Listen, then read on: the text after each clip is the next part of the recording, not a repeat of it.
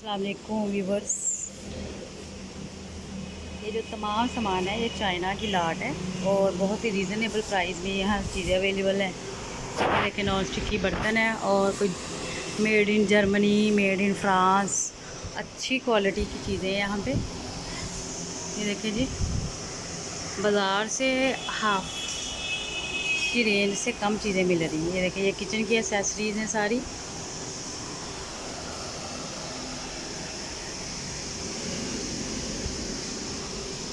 ये non stick की set है।